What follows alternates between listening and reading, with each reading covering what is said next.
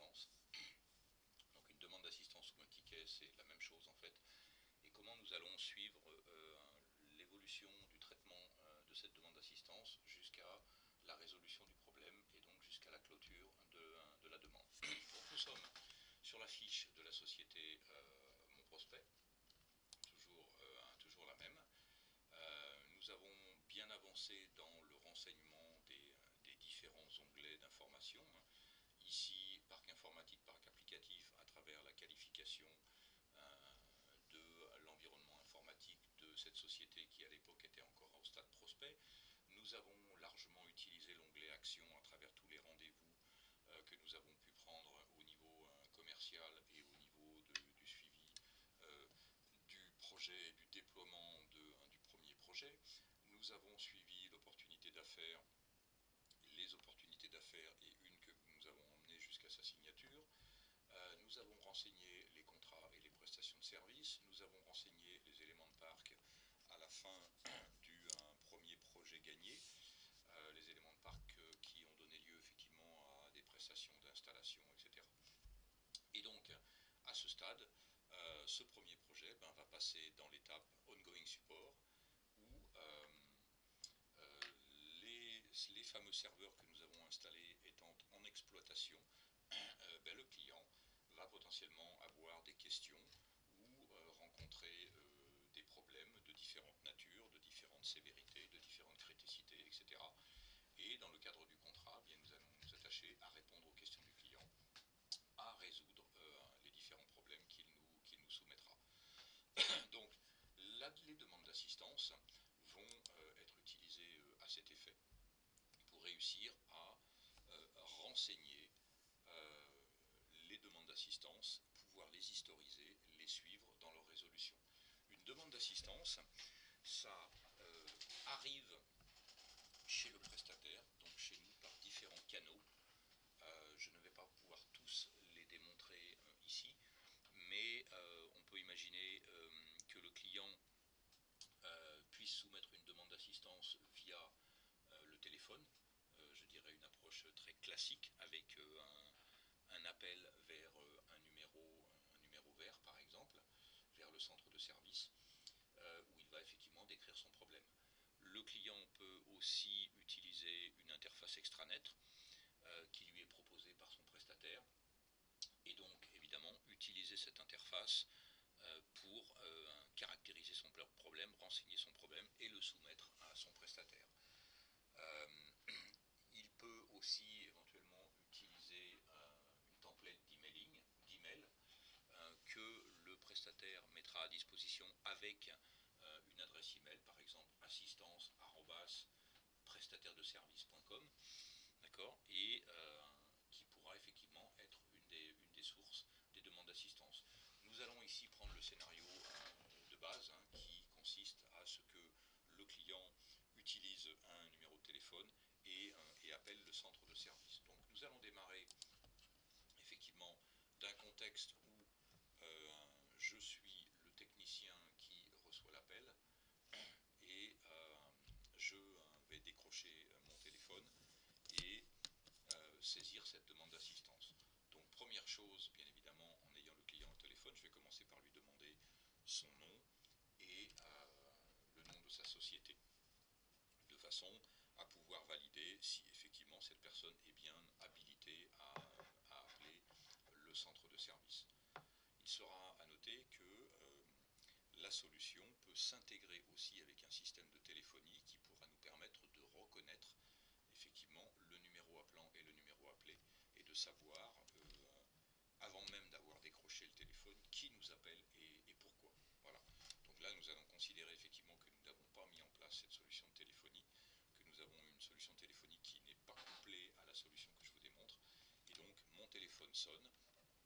Je ne sais pas qui m'appelle à part le fait que je vois potentiellement sur le cadran de mon téléphone un numéro appelant qui s'affiche, et donc je décroche mon téléphone.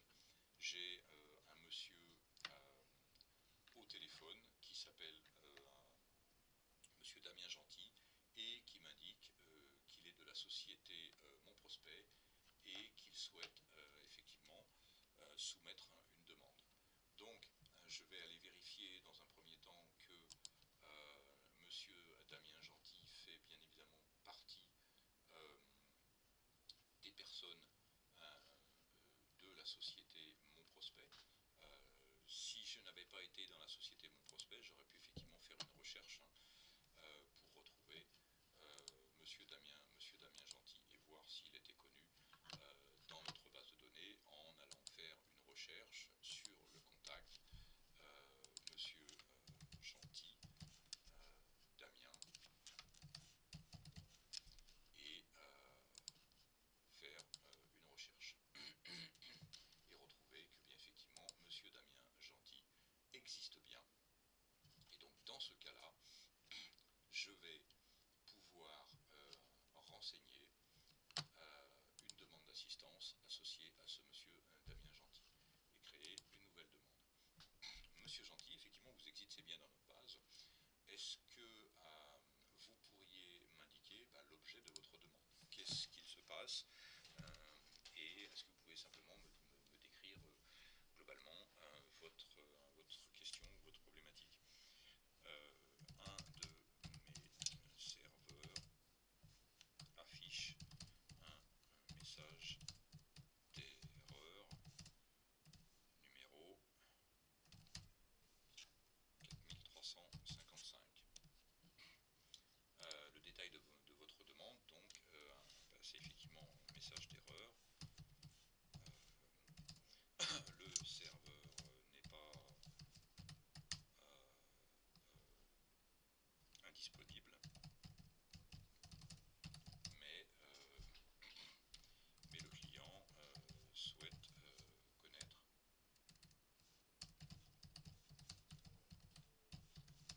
la nature du problème et sa correction. Très bien. Écoutez, ce que je vais faire, c'est que de ce que je comprends de ce que vous me dites, c'est que votre serveur n'est pas indisponible, donc il est toujours opérationnel, les utilisateurs peuvent continuer à l'utiliser.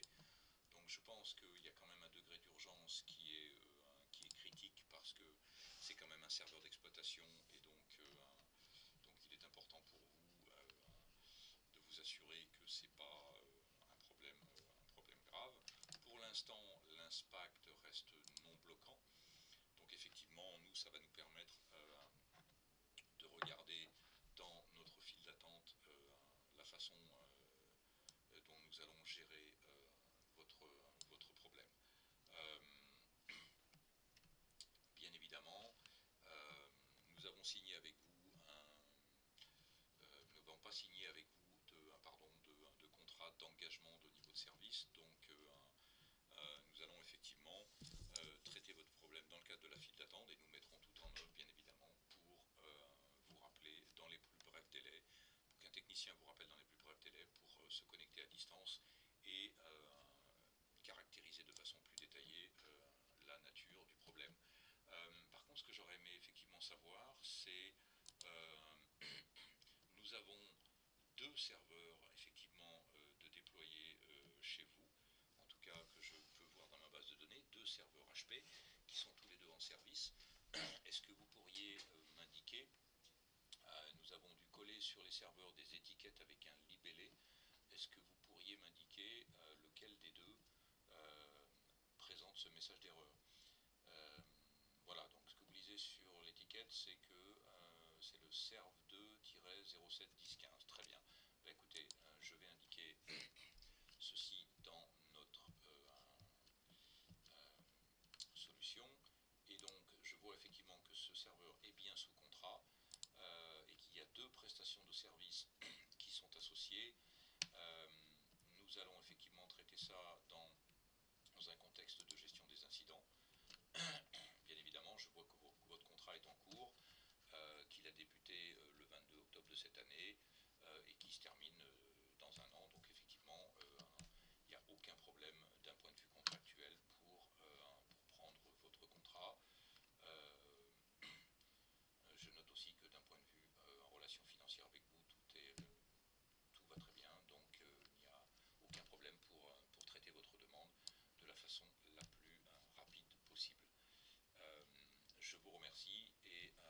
sorte qu'un technicien vous rappelle dans les plus brefs délais.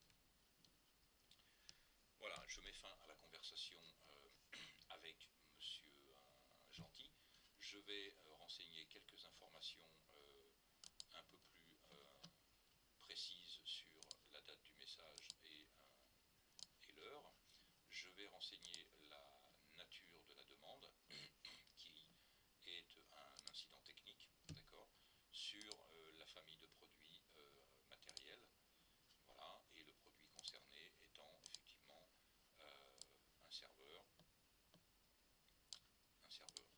Ces informations seront utilisées d'un point de vue statistique ensuite dans des tableaux de bord pour effectivement apprécier les volumétries de demandes les unes par rapport aux autres, les familles de produits qui présentent plus ou moins de demandes d'assistance, les équipements qui génèrent plus ou moins de demandes d'assistance, etc., de façon à faire des analyses pour effectivement comprendre les natures de demandes par équipement, par famille de produits, par produit concerné, etc., etc. Voilà, je vais donc sauvegarder à ce stade ma demande d'assistance, où effectivement j'ai qualifié l'objet de la demande, le détail de la demande, l'élément de parc en question, le contrat et la prestation de service,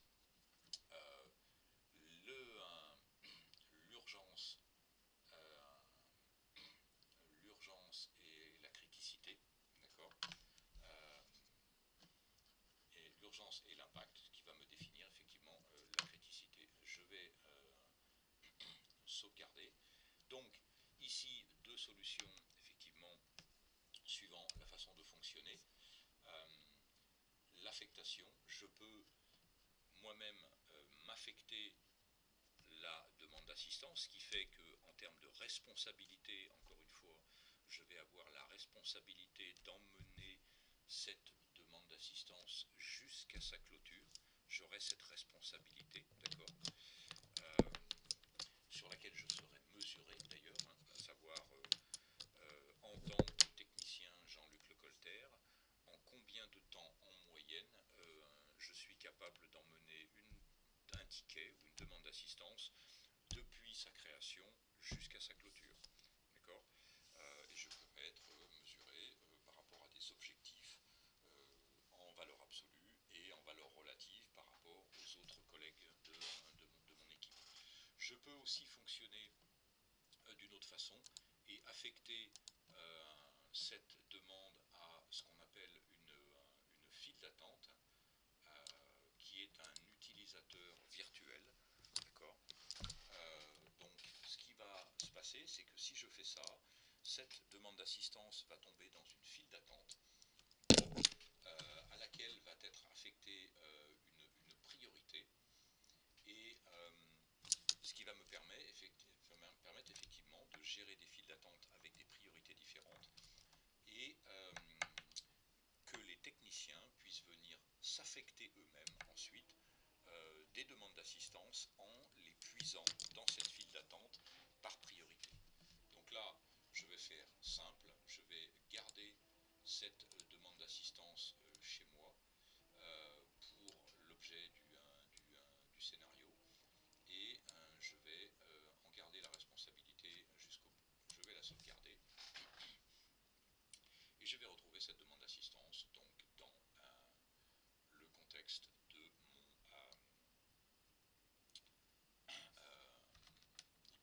des demandes d'assistance qui me sont affectées. Voilà, donc la sauvegarde va s'initialiser.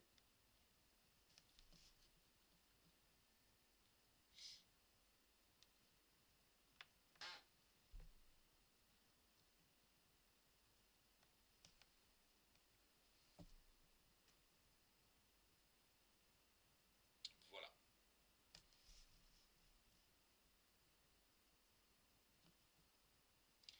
À partir de là, je vais rentrer dans un workflow qui va me permettre de prendre différents chemins. Soit je décide, en tant que responsable de la demande, de la réaffecter à quelqu'un d'autre pour X, Y, Z, soit parce que effectivement je pars en congé dans les prochains jours et que effectivement je pense que ça va prendre plusieurs jours à résoudre et que donc je préfère l'affecter à un collègue tout de suite, soit pour d'autres raisons.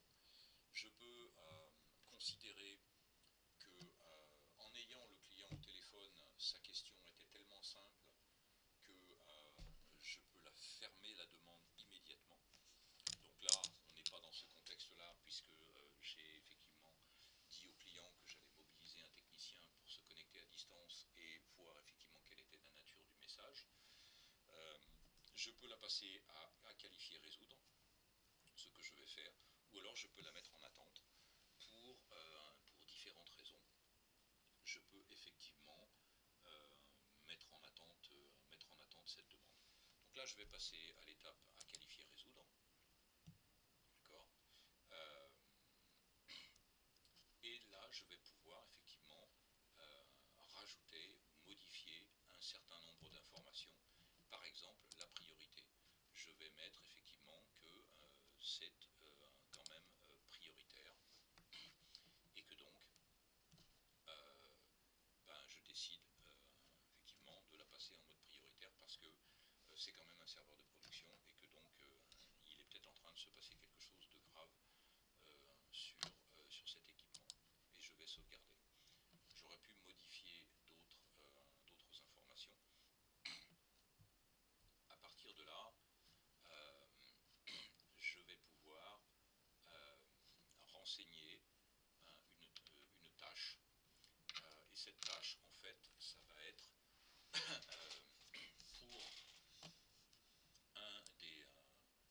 pour un des techniciens la possibilité de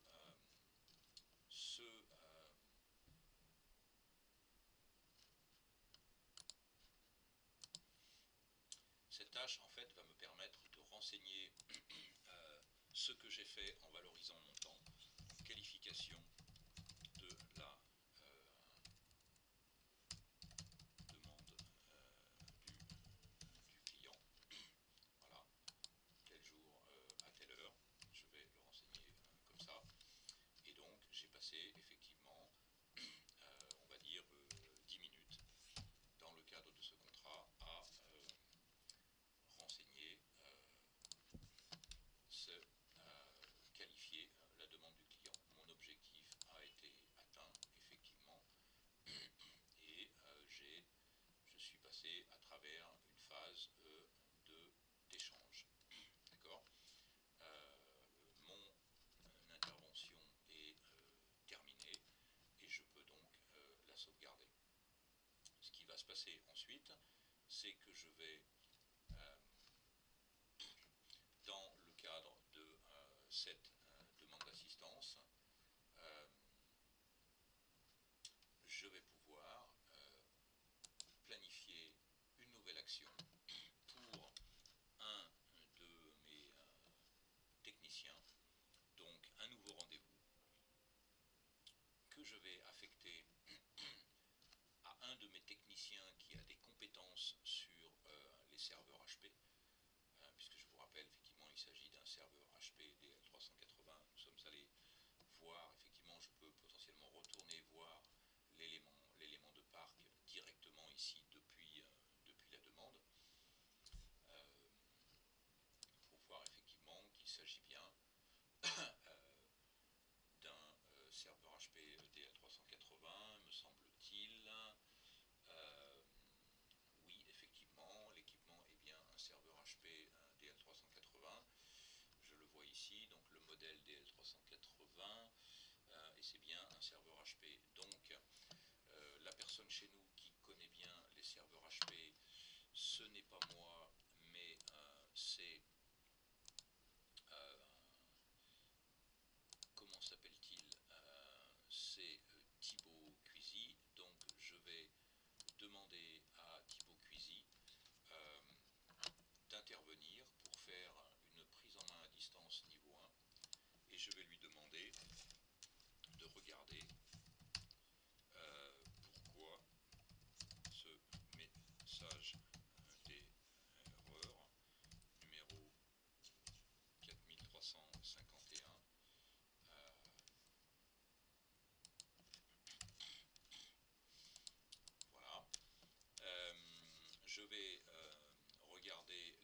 disponibilité de Thibaut,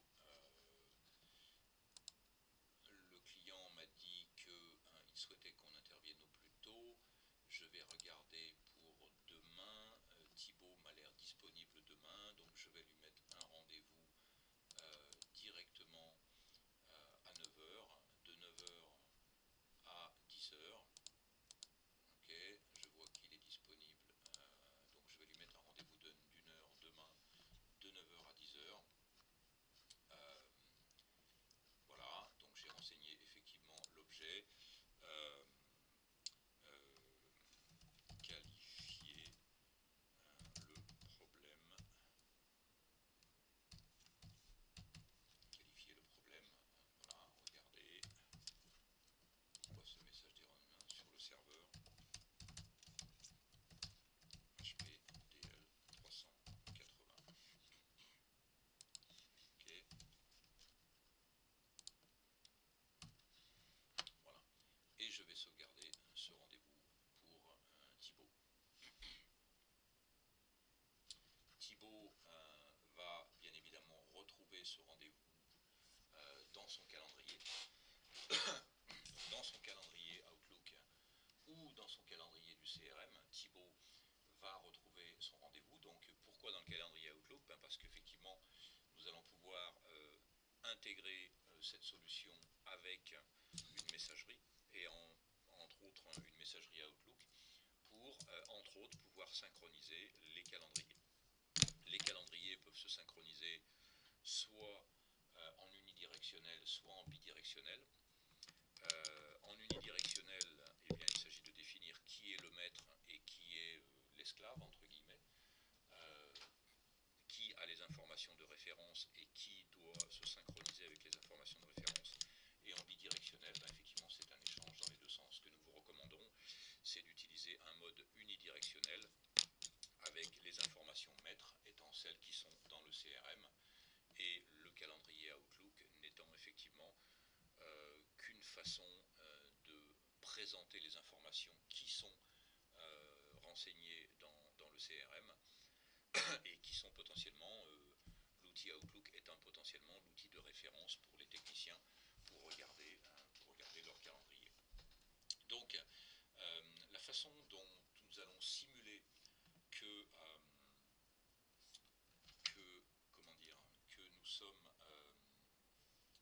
nous sommes Thibaut Cusy qui va résoudre le problème.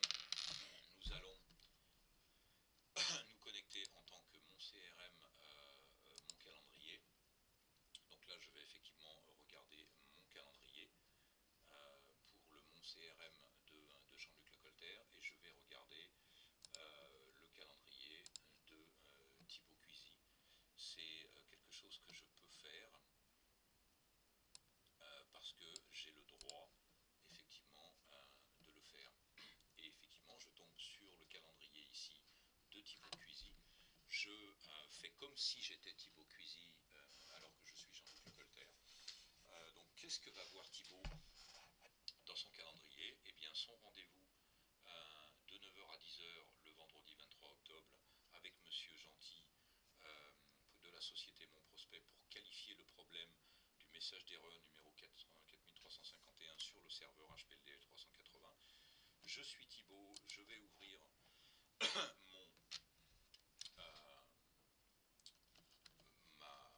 mon intervention, mon action, et effectivement, je vais commencer à résoudre le problème. Voilà, que dois-je faire? Je suis donc le 23/10 à 9 h du matin. Je suis en train de faire une prise en main à distance, d'initialiser une prise en main à distance sur le serveur en question chez ce client. Et je suis en train de regarder ce qui se passe. Voilà. Je fais un certain nombre d'analyses et donc je redate mes actions. Donc là, on imagine que nous sommes bien le 23 à 9 h, d'accord? Et je dis, ben voilà, voici le résultat de mon analyse. D'accord? Qu'est-ce que j'ai trouvé? Utilisation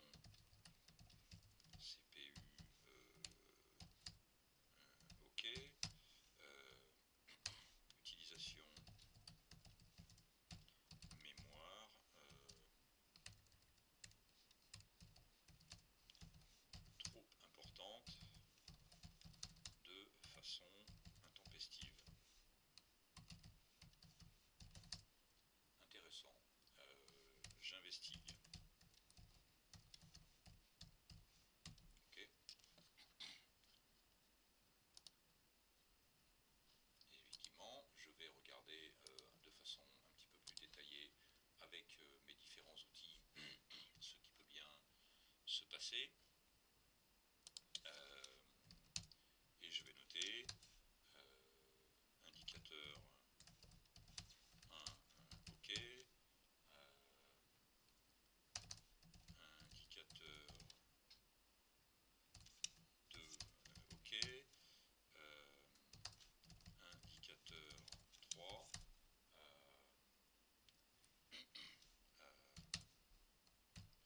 problème rencontré,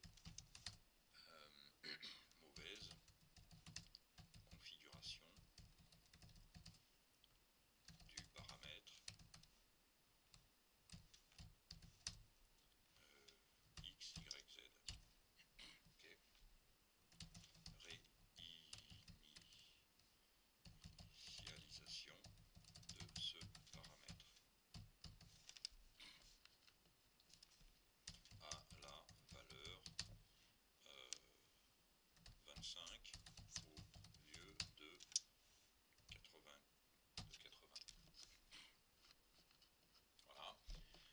Vous constatez effectivement que du temps s'écoule. J'en suis à 7 minutes d'intervention. Ce temps est valorisé dans le cadre de ce contrat. D'ailleurs, je suis en tant que technicien au fait que ce contrat est bien en cours et que, a priori, je suis dans les conditions pour servir ce client. Donc, dans le contexte du scénario, on va imaginer que Thibaut continue son intervention, qu'il fait un certain nombre de tests. Voilà, test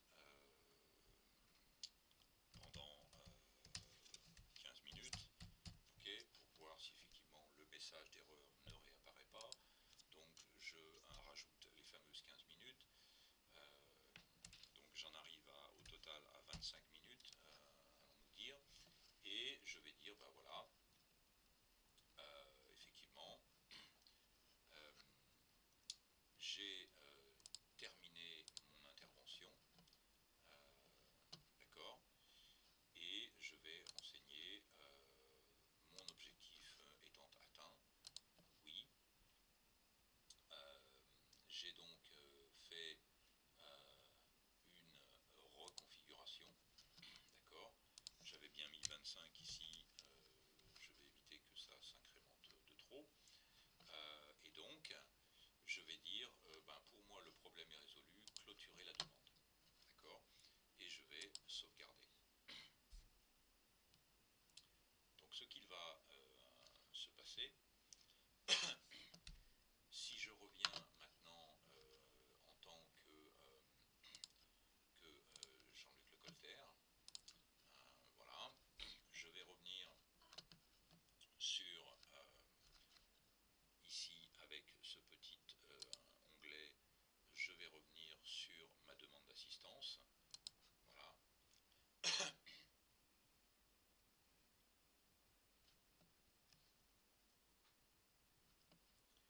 Et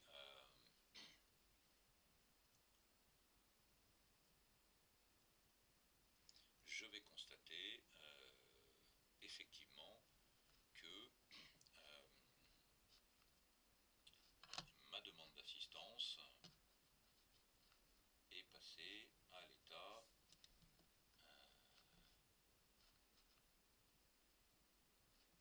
validation clôture, d'accord. Elle est passée à l'état validation clôture parce que Thibaut a coché dans son action le fait que la demande pouvait passer à cette étape, alors que tout à l'heure elle était en cours de traitement, d'accord. Et que effectivement je vais retrouver ici le détail de ce qu'a fait Thibaut au niveau de la demande d'assistance, hein. Donc, tout ce qui a été renseigné par Thibaut dans le contexte de l'action va se retrouver au niveau de la demande d'assistance dans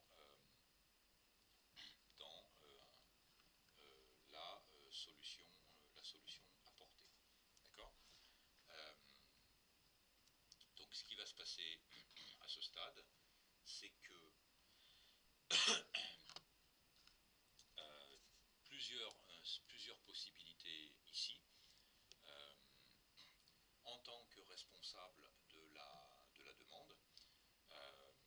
vais avoir plusieurs possibilités en fait pour clôturer cette demande, hein, puisque ici elle est en étape de validation clôture, c'est-à-dire que nous considérons de notre côté que la demande, le problème est résolu, mais nous disons que potentiellement il peut être intéressant de demander son avis au client, hein, parce que le client lui il est peut-être pas d'accord.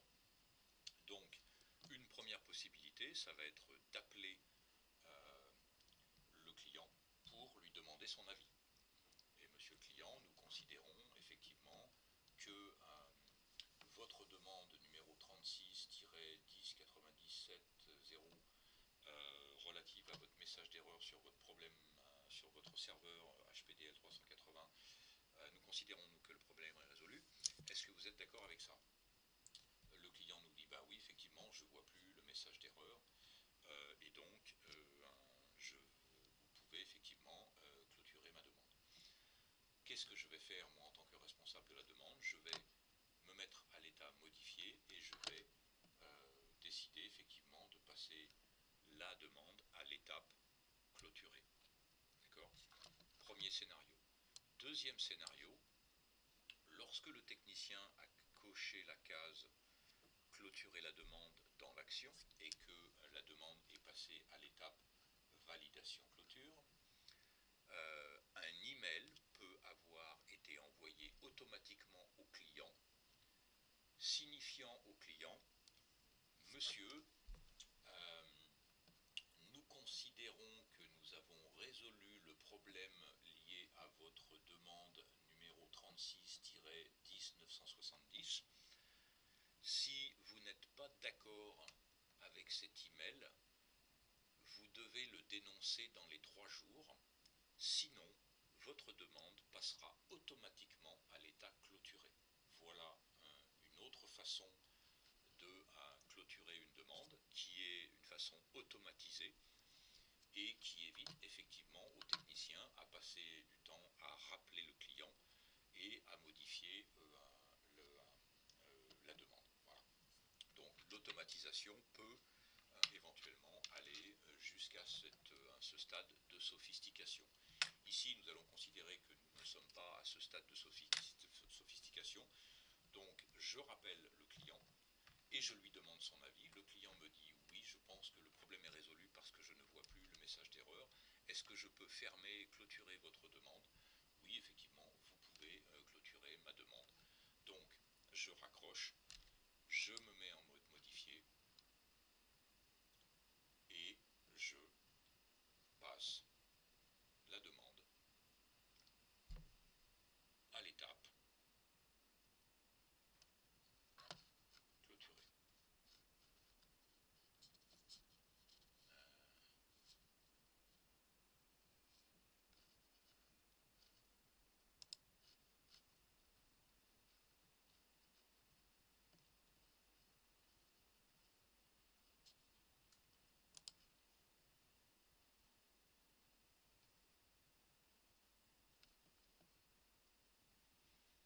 Voilà, nous avons terminé avec la saisie d'un ticket.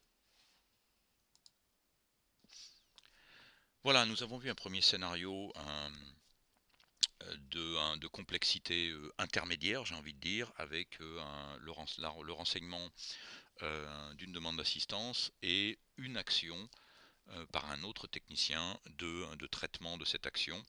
Et en une seule action, une seule intervention, le technicien a résolu le problème et a demandé depuis l'action de clôturer la demande. Donc c'est une complexité intermédiaire. On va voir un niveau de complexité un petit peu plus fort, où je vais effectivement revenir au niveau de ma fiche société, où je vais revenir sur mes demandes d'assistance et où je vais créer une nouvelle demande. Voilà, donc je vais le faire rapidement de façon à sauter cette étape puisque on l'a déjà vu. Je vais le faire sur un élément de parc, un des deux serveurs, voilà, potentiellement l'autre de tout à l'heure.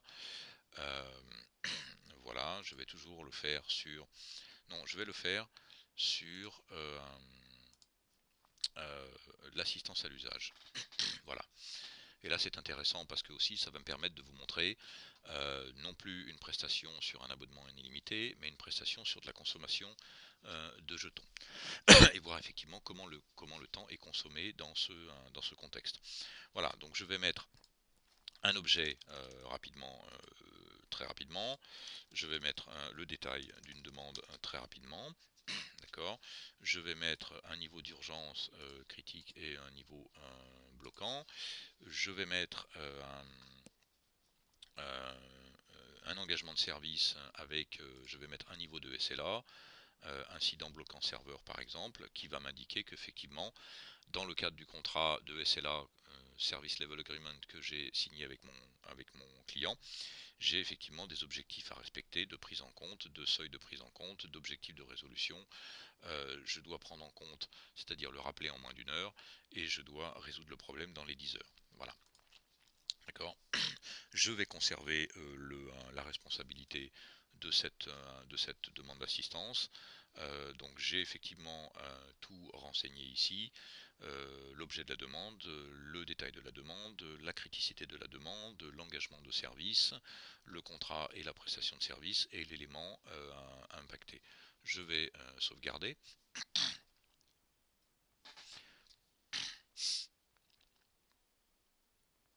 Très bien.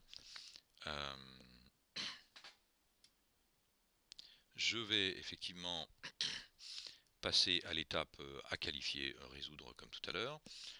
Je vais renseigner mon action. Donc déjà avant ça, je vais effectivement, je n'avais pas renseigné ni la famille de produits ni le produit, donc je vais le faire. Il s'agit effectivement d'un serveur. Voilà.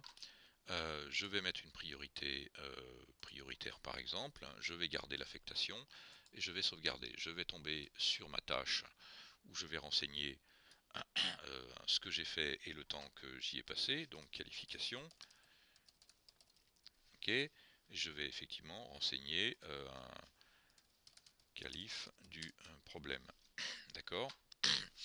J'ai passé effectivement du temps de qualification qui maintenant est terminé. J'ai passé 10 minutes par exemple à qualifier le problème et vous voyez bien évidemment que mon objectif est atteint et que effectivement j'ai passé à le faire un échange. J'ai passé 10 minutes et là la différence avec tout à l'heure c'est que je vais valoriser des unités. Alors en tant que technicien je n'ai pas à savoir effectivement ce que c'est. Des unités de main d'œuvre et des unités de déplacement. Alors comme je fais effectivement une assistance niveau 1 qui était à distance, je n'ai pas de temps de déplacement. Par contre, j'ai passé effectivement 10 minutes, ça vaut 0,68 quelque chose. Alors je vois effectivement que ce sont des jetons. Donc ça va certainement me décrémenter des jetons. Euh, voilà. Et donc, la solution me dit, ben voilà, 10 minutes, ça vaut 0,68 quelque chose. Donc 0,68 jetons. Moi, tout ce que je connais comme unité en tant que technicien, ce sont les heures et les minutes, d'accord. J'ai pas à me soucier si effectivement ici c'est des pommes, des poires, ou des minutes, ou des heures, ou des jetons, ou des points, ou des que sais-je, d'accord. Voilà, c'est 0,68. Donc à partir de là, mon action étant terminée, euh, je vais pouvoir, euh, sauvegarder mes fameuses 10 minutes du temps que j'ai passé. D'accord. Et donc, ah, j'ai un problème avec mon temps. Non, a priori, pourquoi m'affiche-t-il ça? Non, c'est un message qui ne devrait pas arriver. Qu'est-ce qu'on voit? On voit eh bien, que je suis passé de 28 jetons que j'avais comme crédit initial à une consommation de 0,68 qui était bien ce que je voyais tout à l'heure, ce qui représente 2% de mon crédit, et donc mon solde maintenant n'est plus que de 27,32 jetons. D'accord? Première chose. Deuxième chose, euh, qui est que si je reviens sur ma société et sur ma fameuse demande d'assistance, hein, qui est la demande numéro 2 d'aujourd'hui, euh, je dois mobiliser maintenant du temps d'un technicien pour intervenir, même un problème que tout à l'heure, donc je vais passer à travers une action. Je vais configurer un nouveau rendez-vous euh, qui va être un rendez-vous de type, par exemple, prise en main à distance niveau 1 pour Thibaut, parce que, comme on a vu tout à l'heure, c'est lui qui est compétent sur les serveurs. Je vais configurer à Thibaut pour le 28 un rendez-vous de 14h à 16h du travail sur voilà, où je vais lui mettre effectivement ici qu'est-ce que je pense qu'il doit faire. Je lui donne quelques indications. Ok, mon temps ici de travail est valorisé, hein, parce que là je suis en train de travailler pour le client, même si je passe 1 ou 2 minutes de mon temps à booker un rendez-vous pour Thibaut. Vous voyez bien qu'effectivement l'action ici a repris tout le contexte, hein. J'ai pas eu à ressaisir le nom de la société, le contact, le à propos d'eux qui est la demande d'assistance, etc. D'ailleurs, je peux normalement revenir sur cette demande d'assistance pour aller la reconsulter pour voir de quoi il s'agit, hein, bien évidemment. Voilà, je peux la rouvrir. Comme je peux rouvrir le contrat, comme je peux rouvrir la prestation, comme je peux rouvrir l'élément de parc, ce qu'on a vu tout à l'heure. Donc je suis en train de configurer du temps pour Thibaut le 28-10 de 14 à 16 heures pour qu'il fasse une prise en main à distance. Donc voilà, je vais lui mettre PMAD sur serveur DL 380. Voilà, ok. Euh, et donc, là j'ai passé 2 minutes à renseigner ça. Je vais, et donc nous avons mis le 28, voilà, je vais sauvegarder. D'accord? C'est une action qui est à faire, voilà, et qui est bookée pour Thibaut. Même principe que tout à l'heure, je vais retourner dans mon CRM, mon calendrier, je vais aller voir, je vais faire comme si j'étais un Thibaut Cuisy. Voilà. Je vais me positionner sur le 28. Ici, je vais faire une vue par jour, ce sera plus simple. Nous sommes le 22. Je vais aller voir le 28. Thibaut Cuisy, le 28, il a bien ce rendez-vous. Nous sommes le 28, Thibaut va ouvrir son rendez-vous, il va commencer sa PMAD sur le serveur du client et il va continuer à valoriser ici le temps. D'accord? Et il va dire, bon ben voilà, nous sommes bien le 28 10 machin à 14h, et voilà moi ce que je suis en train de faire, et ensuite 30 minutes après voilà ce que j'ai fait, et 30 minutes après voilà ce que j'ai fait, et moi Thibaut Cuisy, j'ai passé 2 heures sur ce serveur à faire des manips. Ça vaut 8 quelque chose. Voilà, j'ai terminé. Ok, j'ai mon objectif est atteint. Euh, j'ai fait une réinstallation, reconfiguration. Par contre, par contre, je n'ai pas terminé. Le problème n'est pas résolu. Donc, je vais créer un rendez-vous de suivi pour un de mes collègues parce que je n'ai pas la compétence pour traiter.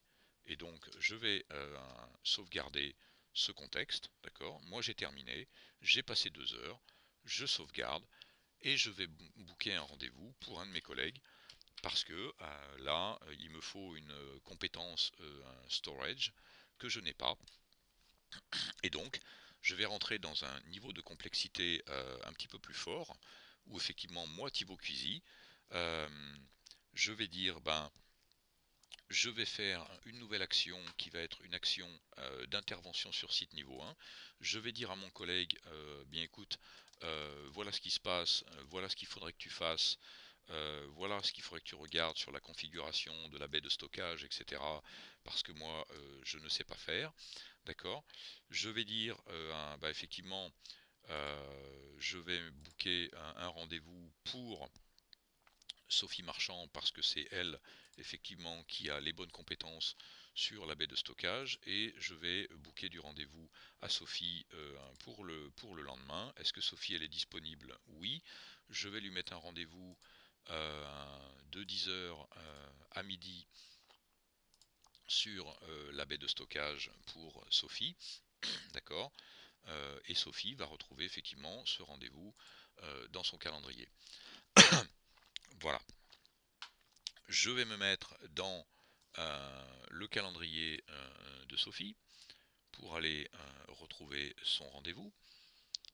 Son rendez-vous du 29. Hein. Nous avons bien dit... non, non, ça c'est Simon, pardon. Effectivement, c'est pour ça que je ne voyais pas le rendez-vous. C'est parce qu'il s'agit de Sophie. Voilà. De Sophie. Voilà, qui trouve bien son rendez-vous dans son calendrier, qui va se retrouver le 29 à 10h du matin chez le client, euh,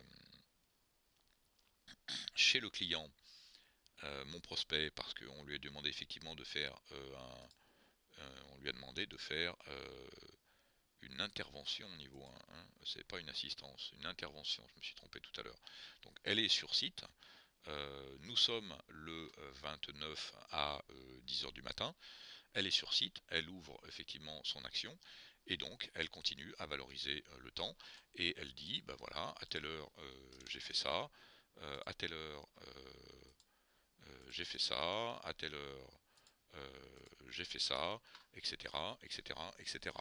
Et donc, Sophie est la troisième qui intervient dans le cadre de cette demande, hein.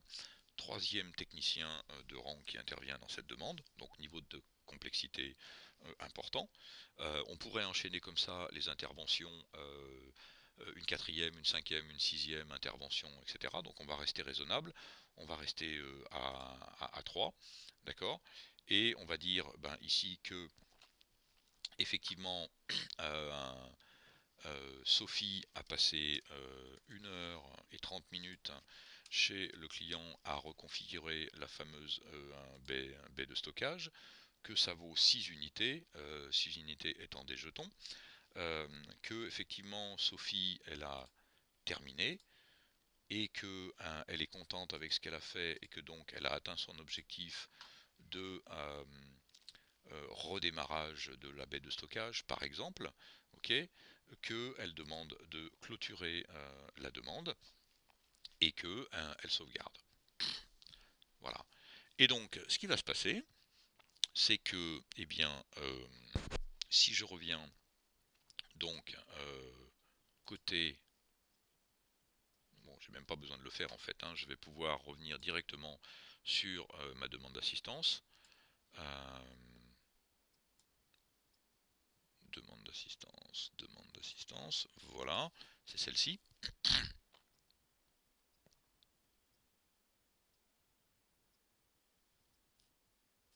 Voilà. Euh, Nous avons demandé de clôturer la demande, et bien évidemment la demande est clôturée comme dans le scénario précédent, et nous avons consommé 8,88 jetons à travers toutes les actions, d'accord. Et donc nous pouvons effectivement, nous avons tout le détail de l'intervention au niveau ou des interventions au niveau de la demande d'assistance. Et nous pouvons aller voir effectivement euh, le crédit de jetons déjà. Nous avons consommé, comme je disais, 8,88 jetons sur l'ensemble des 3 interventions. Nous pouvons aller voir les différentes actions qui sont associées, les 3 actions qui sont associées à cette demande. Il y a eu une intervention d'assistance niveau 1 de Jean-Luc Lecolter au départ qui a qualifié le problème. Il y a eu une prise en main à distance de Thibaut Cuisy qui a fait ça et ça et ça. Et nous avons une intervention sur site de Sophie Marchand qui a fait ça, ça et ça et ça. Voilà. Et nous avons donc l'ensemble des actions dans le cadre de cette demande. Ce qui est intéressant aussi à aller voir, c'est le niveau d'engagement de service, puisque si nous revenons, vous vous rappelez que pour cette demande, nous l'avons inscrite dans effectivement un niveau d'engagement de service que l'on peut visualiser ici au niveau de cet indicateur. D'accord. La première, je ne l'avais pas inscrite dans un niveau d'engagement de service, la deuxième, oui. Nous avons tenu nos engagements parce qu'effectivement nous avons rappelé le client dans la limite des 1 heure et nous avons résolu le problème dans la limite des 10 heures. Et donc nous sommes dans les clous par rapport à notre niveau d'engagement sur cette demande. Voilà.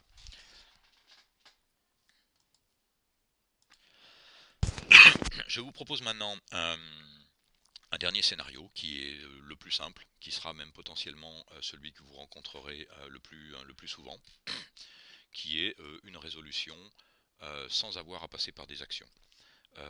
On peut imaginer que le client vous appelle, sa question est tellement simple que vous la résolvez en temps réel au téléphone et qu'il n'y a pas besoin effectivement de la complexité des actions. Donc je vais créer une nouvelle demande, d'accord, et voilà.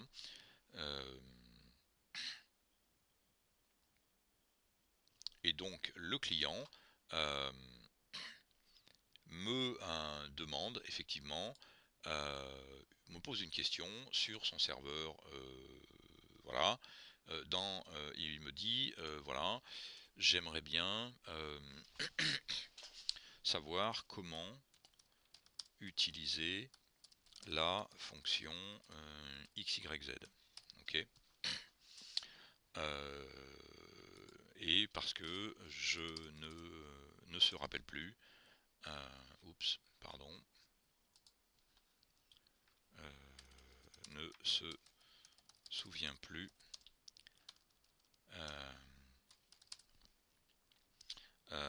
de comment faire. Voilà. Et donc, je dis au client, écoutez, effectivement, bon, ça peut être très simple, hein, j'en ai vraiment pour 30 secondes pour vous réexpliquer. Donc je vais prendre ça je vais valoriser mon temps effectivement sous la prestation d'assistance à l'usage. C'est un complément de formation que je vais faire très rapidement.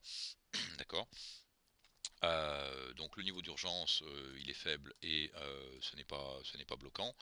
La date de réalisation souhaitée, c'est aujourd'hui. Voilà. Et donc la nature de la demande, c'est de l'assistance à l'utilisation. Voilà. Et donc ce que je vais faire, je vais effectivement sauvegarder cette demande d'assistance dans son état actuel, okay, tel que je viens de la renseigner. Et je vais dire, écoute, tel que je la comprends, c'est à fermer immédiatement. D'accord. Voilà, je passe 5 minutes avec le client au téléphone, je lui apporte la solution, et donc je n'ai pas besoin de passer par des actions. Et donc je vais dire, effectivement, nature, voilà, le produit concerné, c'était effectivement le serveur. Voilà, la cause réelle, c'était une question. Ok, je vais mettre le détail ici. La famille de produits, c'était du matériel. Voilà. La solution apportée, c'est effectivement de la formation conseil. Voilà ce que j'ai dit exactement. Voilà, je peux faire une remarque avec une note de suivi. Et donc, je vais sauvegarder.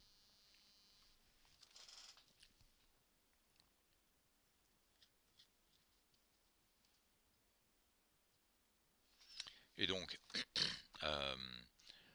le temps qui sera valorisé ici sera le temps que je vais renseigner dans, dans cette tâche ici, où je vais dire, bah voilà, j'ai passé, donc je vais mettre les détails de mon intervention, je vais dire, j'ai passé 5 minutes par exemple au téléphone avec le client, je suis passé à terminer, et effectivement, je suis content avec ce que j'ai eu, j'ai fait de la formation conseil, et c'est moi qui l'ai fait, et je sauvegarde.